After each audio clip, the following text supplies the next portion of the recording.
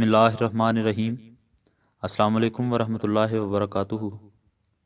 معزز خواتین و حضرات، آج کے اس پروگرام میں ہم آپ کو علم و حکمت کے خزانے کہ جن کو مجمع بصیرت و بصارت، بحر بیکران ہوش و ذکاوت، واقف رازہائی قدرت، دانندہ رموز الہی اور گویندہ جواہر حق کہ جن کی باتیں آج بھی حق کی راہ سے بٹکے ہوں کو عرفان کے اعلیٰ مراتب تک پہنچا دیتی ہیں، جنہوں نے اپنے اعمال و اقوال سے بتا دیا کہ کیسے اپنے فرزندوں کو دیوانہ درگاہ الہی بنایا جائے، کیسے اپنی اولاد میں مخلوق و خالق کی محبت ڈالی جائے، وہ کون سی راہیں ہیں جس سے ایک پرسکون معاشرے کی بنیاد ڈالی جا سکتی ہے۔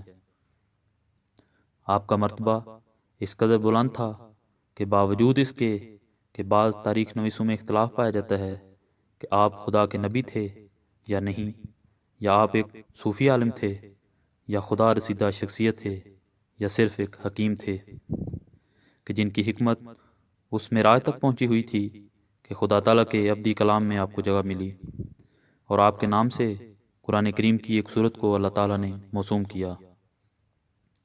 ناظرین، سیاہ فام شخصیات میں جہاں حضرت بلال کو یہ مرتبہ حاصل ہوا کہ فتح مکہ کے موقع پر حضور صلی اللہ علیہ وآلہ وسلم نے فرمایا کہ جو بلال کے جھنڈے تلے آ گیا گویا وہ بھی امان پا گیا، آج ایسی ہی ایک سیاہ فام شخصیت کا تعارف کروانا مقصود ہے۔ جی ہاں، میری مراد حضرت لقمان حکیم یا حضرت لقمان علیہ السلام ہی ہیں۔ آپ ایک ایسی شخصیت ہیں کہ جن کا تذکرہ قرآن کریم کی سورہ لقمان میں آیا ہے۔ آیا آپ ایک نبی تھے یا حکیم، اس بارے میں مختلف آراء ہیں، تاہم قرآن کریم میں آپ کے ذکر خیر اور ایک پوری صورت کا آپ سے منسوب ہونا، اور پھر خدا کی وحدانیت کی اپنے بیٹے کو تعلیم دینا، یہ وہ قرائن ہیں کہ جن سے اندازہ لگایا جا سکتا ہے کہ آپ کا درجہ خدا کے برگزیدوں اور پیاروں والا تھا۔ قطع نظر اس کے کہ آپ ایک نبی تھے یا نہیں، آپ ایک بہت دانا آدمی تھے، اور جہاں بھی حکمت کی بات ہوتی ہے تو فوراً ذہن حضرت لقمان کی طرف ہی جاتا ہے۔ اردو ادب میں ایک بہت مشہور ضرب المثل ہے کہ وہم کا علاج تو حکیم لقمان کے پاس بھی نہیں، گویا آپ کو حکمت کی معراج خیال کیا جاتا ہے۔ تذکرہ نویسوں نے لکھا ہے کہ حضرت لقمان ایک سیاہ فام غلام تھے اور سوڈان میں پیدا ہوئے۔ باوجود اس کے ایک ظاہری طور پر خوبصورت نہ تھے، لیکن آپ کا دل و دماغ اور آپ کی نورانی افکار کے باعث آپ کو غیر معمولی مرتبہ ملا اور ہر دل عزیز ہوئے، گویا آپ روحانی حسن سے مالا مال تھے۔ محمد بن اسحاق صاحب مغازی نے ان کا نسب نامہ اس طرح بیان کیا ہے کہ لقمان بن باہور بن تارخ، یہ تارخ وہی ہیں جو حضرت ابراہیم علیہ السلام خلیل اللہ کے والد محترم ہیں، اور مورخین نے فرمایا ہے کہ آپ حضرت ایوب علیہ السلام کے بانجے تھے۔ سن بلوغت میں حضرت لقمان حکیم ایک غلام تھے، لیکن ان کی حکمت کی وسعت کی بابت ان کو آزاد کر دیا گیا۔ بعض روایات میں آتا ہے کہ آپ ایک درزی تھے، اور بعض مصنفین نے آپ کو ایک چرواہا لکھا ہے۔ چنانچہ ایک دفعہ کسی نے دریافت کیا کہ اے لقمان، کیا تم وہی چرواہے نہیں؟ تو آپ نے فرمایا کہ کیوں نہیں، میں وہی چرواہا ہوں۔ تو اس نے کہا کہ آپ حکمت کے اس مرتبے پر کیسے فائز ہو گئے؟ تو حضرت لقمان نے فرمایا کہ باتوں میں سچائی اور امانتوں کی ادائیگی اور بیکار باتوں سے پرہیز کرنے کی وجہ سے۔ حضرت لقمان کی حکمت اس معراج تک پہنچی ہوئی تھی کہ سورہ لقمان آیت 12 آپ کے سر کا تاج بنی، اور خدا نے آپ کی حکمت پر ابدی مہر ثبت فرماتے ہوئے قرآن کریم میں فرمایا وَلَقَدْ آتَيْنَا لُقْمَانَ الْحِكْمَةَ أَنِ اشْكُرْ لِلَّهِ وَمَن يَشْكُرْ فَإِنَّمَا يَشْكُرُ لِنَفْسِهِ وَمَن كَفَرَ فَإِنَّ اللَّهَ غَنِيٌّ حَمِيدٌ۔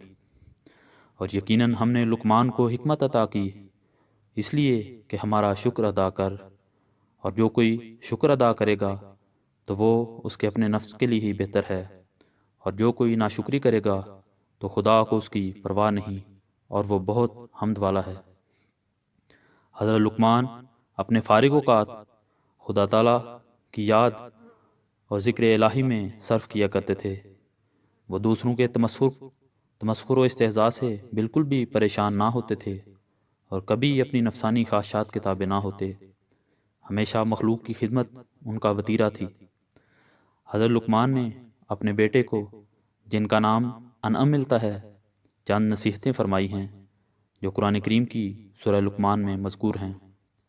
ان میں سے سب سے اہم نصیحت یہ تھی کہ لا تشرک باللہ ان الشرک لظلم و نظیم، کہ اے میرے فرزند، خدا کا شریک نہ ٹھہرانا یقیناً شرک بہت بڑا ظلم ہے۔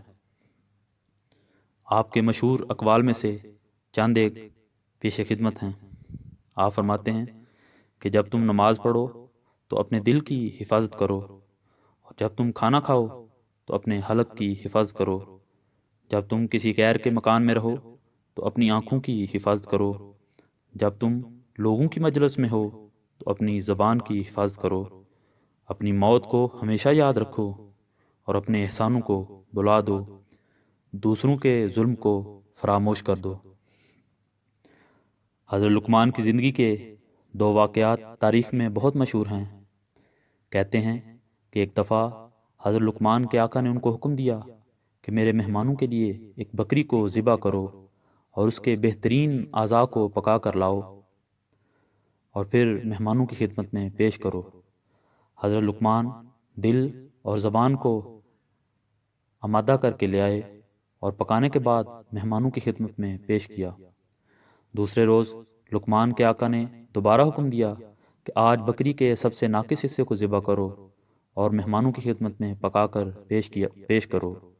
حضرت لقمان دوبارہ دل اور زبان کو لے آئے اور مہمانوں کی خدمت میں پیش کیا تو آپ کے آقا نے متعجب ہوتے ہوئے استفسار کیا کہ یہ کیا ماجرا ہے کہ دونوں دفعہ یہی دو اعضاء تم لے آئے؟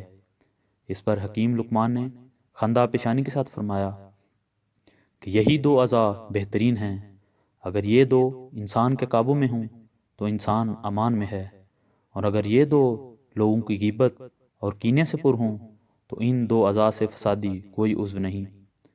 ایک اور قصہ معارف مثنوی کتاب میں یوں درج ہے کہ حکیم لقمان کے ایک امیر دوست نے کہیں سے تربوز منگوائے۔ وہ حکیم لقمان کو بہت پسند کرتا تھا، اس لیے اس نے حکیم لقمان کو بلوایا اور تربوز کی کاشیں کھلانا شروع کر دیں۔ حکیم لقمان بڑے مزے سے وہ کھاتے رہے اور شکریہ ادا کرتے رہے۔ جب ایک حصہ تربوز کا رہ گیا تو اس امیر دوست نے کہا کہ اب میں بھی تو کھا کر دیکھوں کہ یہ کتنا میٹھا ہے جو آپ بہت خوش ہو کر کھا رہے ہیں۔ جب اس نے کھایا تو وہ انتہائی کڑوا تھا اور کھانا تقریباً ناممکن تھا، اس لیے حیرت سے پوچھا کہ اے میرے عزیز دوست لقمان، آپ یہ کیسے کھا رہے تھے؟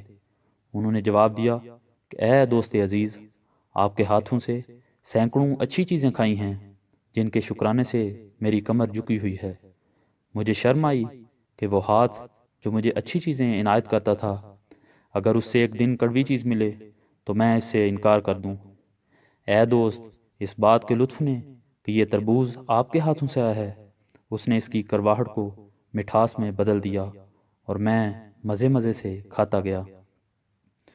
تفسیر روح البیان جلد 7 میں مذکور ہے کہ حضرت لقمان کی قبر مقام سرفند میں جو رمالہ کے قریب ہے وہاں پہ موجود ہے، اور حضرت قتادہ کا قول ہے کہ آپ کی قبر مبارک رمالہ میں مسجد اور بازار کے درمیان میں ہے، اور اس جگہ 70 انبیاء علیہ السلام بھی مدفون ہیں۔ ناظرین کرام، یقیناً ایک پروگرام میں حضرت لقمان کے متعلق گفتگو کرنا ایسا ہی ہے جیسا کہ سمندر کو کوزے میں بند کرنا۔ آخر میں ایک حکایت جو شیخ سعدی رحمۃ اللہ علیہ نے اپنی گلستان میں حضرت لقمان کی بابت درج کی ہے اس کے ساتھ اپنی گزارشات کو پایہ تکمیل تک پہنچاؤں گا۔ شیخ سعدی فرماتے ہیں کہ حضرت لقمان سے کسی نے دریافت کیا کہ آپ نے ادب کہاں سے سیکھا؟ تو حضرت لقمان نے جواب دیا کہ بے ادبوں سے، یعنی ہر وہ کام جو مجھے ان میں برا لگتا تھا میں اس کام سے خود کو بچایا کرتا تھا، اور اس طرح میں نے ادب کو سیکھ لیا۔ ناظرین کرام، اگر آپ کو ہمارا یہ پروگرام پسند آیا ہے تو ہمارے چینل کو سبسکرائب کرنا نہ بھولیے گا۔ انشاءاللہ اپنے کسی اگلے پروگرام میں ہم حضرت لقمان کی زندگی کے دوسرے پہلوؤں پر بھی روشنی ڈالیں گے۔ اپنا خیال رکھیے گا۔ اللہ حافظ۔